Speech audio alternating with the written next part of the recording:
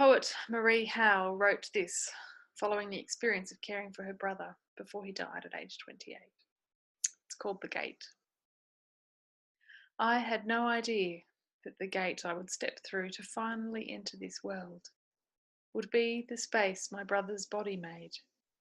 He was a little taller than me, a young man, but grown himself by then, done at 28, having folded every sheet and rinsed every glass he would ever rinse under the cold and running water. "This is what you've been waiting for," he used to say to me. And I'd say, "What?" And he'd say, "This," holding up my cheese and mustard sandwich, and I'd say, "What?" And he'd say, "This," sort of looking around. I'm sure this is an unexpected poem for a graduation speech.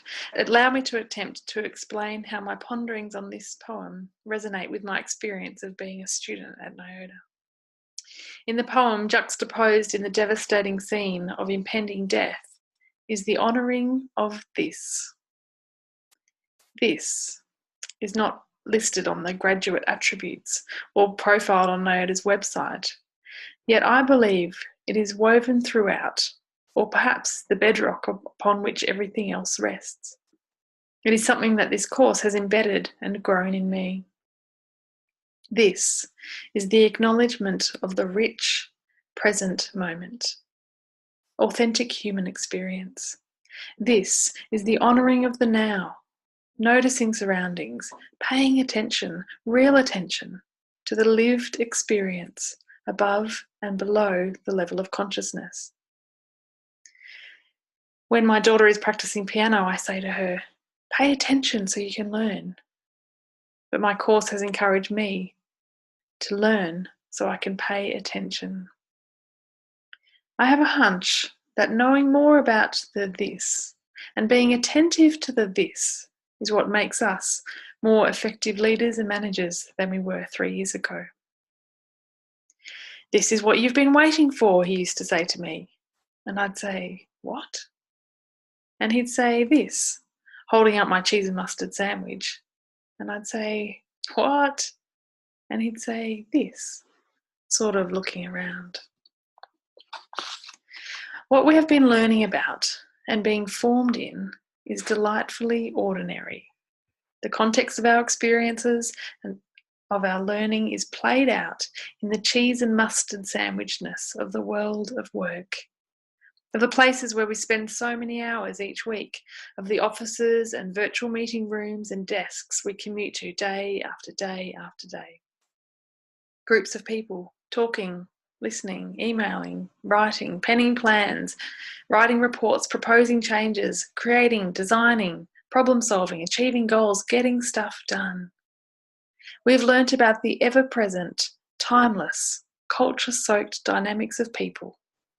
Ordinary, common, familiar. Yet our knowledge and experience is about the deep, powerful, complex dynamics of what occurs in groups. Envy, trust, collaboration, competition, task avoidance, collusion, dependence. The unconscious group dynamics that occur in a split second and change the direction of an organisation. The tremor of butterfly wings. And the dynamics that can develop and grow slowly. A deep undercurrent, gradually heaving and groaning, silently influencing people's behaviours, actions, and experiences. Elephants in boardrooms.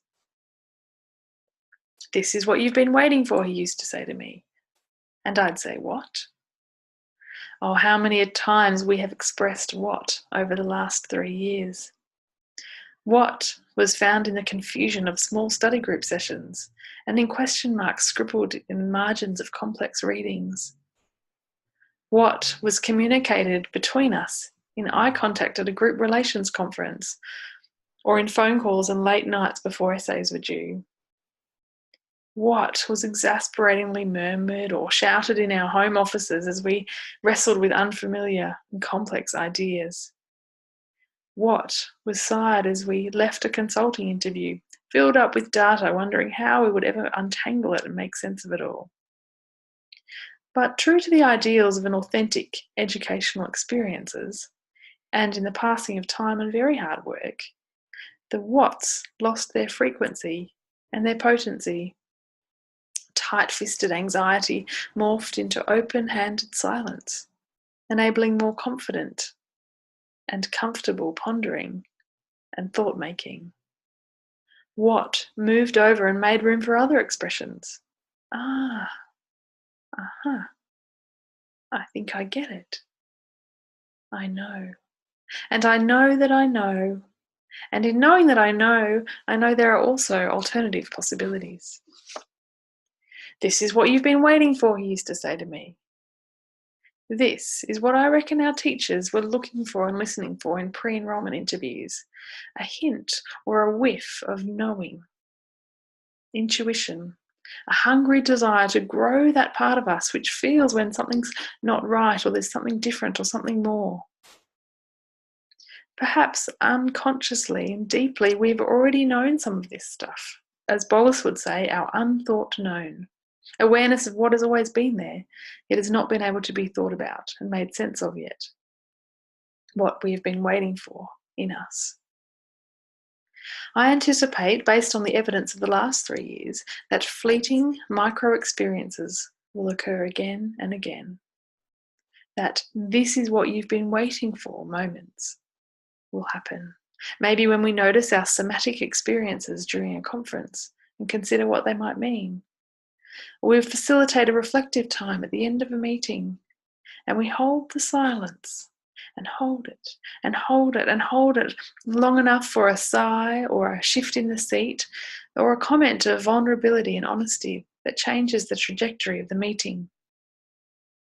Or we'll ask the seemingly left field question during an interview that jolts and disturbs and leads to new awareness and information.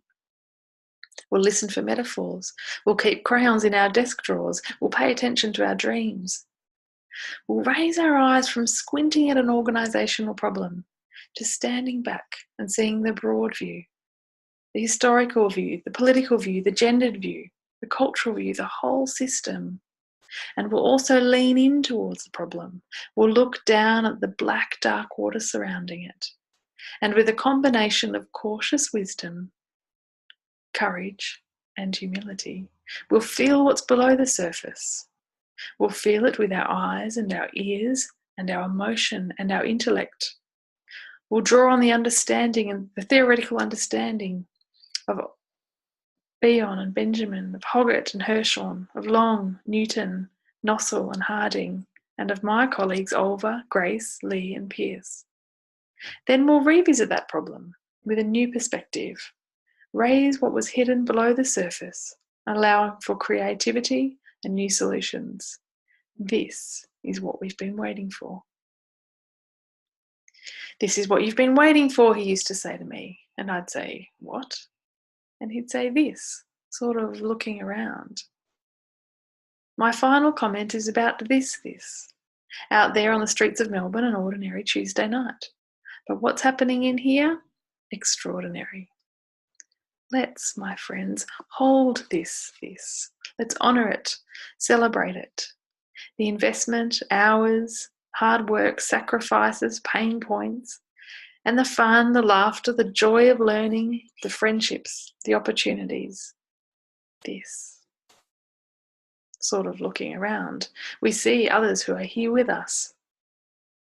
We won't, but if we could rip a corner off our certificates and give them to our partners. Rowan, Jürgen, Tim, Monica and Christine. And another piece will be torn off and given to our kids and friends and colleagues and family members who have read our essays, looked after our children, cooked our meals, and had many, many nights and weekends without us as we have studied. And a strip of it to our organisations who have supported us and given us much juicy data with which to reflect. And another portion, maybe the bit with the logo, is owed to the board, committee members, admin staff and volunteers who provide all the scaffolding and supports for NIODA to exist. And a final strip, perhaps the largest, is for our teachers. Klaus, Wendy, Caroline, Susan, and most particularly Bridget and Wendy, who have carefully, thoughtfully and expertly walked alongside us as we have learned. Our sincere thanks. This is what we've been waiting for. This.